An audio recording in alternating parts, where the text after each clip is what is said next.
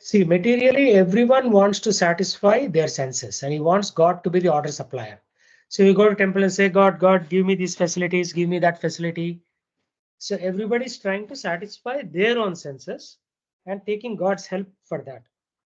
But they are not satisfying God's senses. Like, how will God be pleased? In what way can I please the Lord? By making garlands for him, like with flowers, flower garlands, cleaning his temple, cooking for him 5 times a day, and feeding him naivedyam. And then once the Lord eats, that becomes prasadam. When you offer it, it's called bhoga or naivedyam. And when the Lord eats, he gives it back, it's called prasadam. So in this way, we are all working towards our own sense satisfaction. But if we work for God's sense satisfaction, the results are much better. So this is an important point. Everybody wants to show his opulence to friends and relatives. They'll say, see how such a nice house I bought. I have a big screen TV. I have this, that. So if all these people are killed, then how will they be able to show that opulence, right? So that is why Krishna is saying that people want to enjoy through people, through property and through facilities and so on. But that is not Krishna's calculation. Krishna's calculation is different. Devotee wants to satisfy the desires of the Lord. And he can accept all opulence for service of the Lord. Means he can be extremely rich and still satisfy the desires of the Lord. Or he can be extremely poor and be like a Gnostic, atheist, and not follow the instructions of God. Both are possible. Right? So better it Saraguru. is to be devotee of the Lord, and even if you are wealthy, that's fine. You will just use that for Bhagavan Seva. Yeah, what is the question? ఏం లేదు గురుగారు. Okay. Okay, next శ్లోకంకి వెళ్దాం. పాపం ఏవాశ్రయేదస్మాన్ పాపమేవశ్రయేదస్మాన్ ఏవాశ్రయేద్. ఏవాశ్రయేద్. Okay. Yeah, పాపమేవాశ్రయేదస్మాన్. because there is that emphasis on the word S, right? So it has to be Ah, pronounced little strongly. hmm. Hatvaitanatatayinaha Advaitanatāyatan tasmannarha vayam hantum tasmānārah vayam hatum dhartarashtran sabhandhavan dhartarashtraन् sabandhavan swajanam hi katam hatvam swajanam hi katam hatva sukinaha shyama madhavam.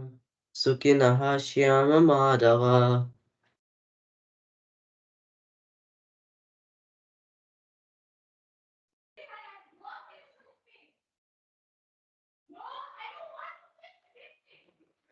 Soon will overcome if we slay such aggressors. Therefore, it is not proper for us to kill the sons of Dhritarashtra and our friends. What should we gain, O Krishna, husband of the goddess of fortune? How could we be happy by killing our own kinsmen? Right? So it's a good debate. How could we be happy by killing our own kinsmen? That is the question Arjuna is asking Krishna. Okay, Yarakal purport 70. According to Vedic injunctions, there are 6 kinds of aggressors. 1. A poison giver, one who sets fire to the house. 3. One who attacks with a deadly weapon. 4. One who plunders riches. 5. One who occupies another's land. 6. One who kidnaps a wife. Such aggressors are at once to be killed, and no sin is incurred by killing such aggressors. Such character and therefore such Such killing of aggressors is quite befitting any ordinary man. But Arjuna was not an ordinary person. He was saintly by character, and therefore he wanted to deal with them with saintliness. This kind of saintliness, however, is not for a kshatriya. Although a responsible man in administration of a state is required to be saintly, he should not be cowardly. For example, Lord Rama was so saintly that people even are now anxious to live in the kingdom of Lord Rama, Rama Rajya, but Lord Rama never showed any cowardice. Ravana was an aggressor against Rama because Ravana kidnapped Rama's wife Sita, but Lord Rama gave him sufficient lessons unparalleled in the history of the world. In Arjuna's case, however, one should be considered the special type of aggressors, namely his own grandfather, own teacher, friends, sons, grandsons, etc. Because of them, Arjuna thought that he should not take the severe step necessary against ordinary aggressors. Besides that, saintly persons are advised to forgive. Such injunctions for saintly persons are more important than any political emergency. Arjuna considered that rather than kill his own kinsmen for political reasons, it would be better to forgive them on the grounds of religion and saintly behavior. He did not, therefore, consider such killing profitable simply for the matter of temporary bodily happiness. After all, kingdoms and pleasures derived therefrom are not permanent. So why should he risk his life and eternal salvation by killing his own kinsmen? Arjuna addressed of Krishna as Madhava, or the husband of the goddess of fortune, is also significant in this connection, as he wanted to point out that Krishna, as the husband of goddess of fortune, he should not induce Arjuna to take up a matter which would ultimately bring about misfortune. Krishna, however, never brings misfortune to anyone, to say nothing of his devotees. Very good. Very good. So Krishna is known as Madhava, husband of goddess of fortune, and Krishna never brings misfortune to anyone, right? Especially if you are his devotee bhakta, then you will not get any misfortune. So Lord Rama, when Sita Devi was carried away, Lord Rama showed that he is not going to excuse such behavior. So he taught many lessons to Ravana. And finally, he even killed Ravana because Ravana was so stubborn. So the key things is in this cases, according to Vedas, you can kill the other person.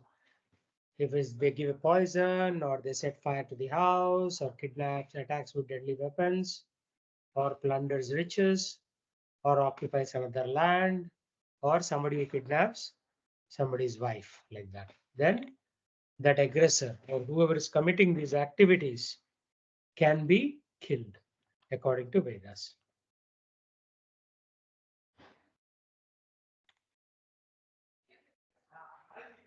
यद्यपि एते न पश्यन्ति Yad yadai apaitena pasyanti लोभोपहत चेतसः lobha chetasaha कुलक्षयकृतं दोषम् kulakshaya kritam dosham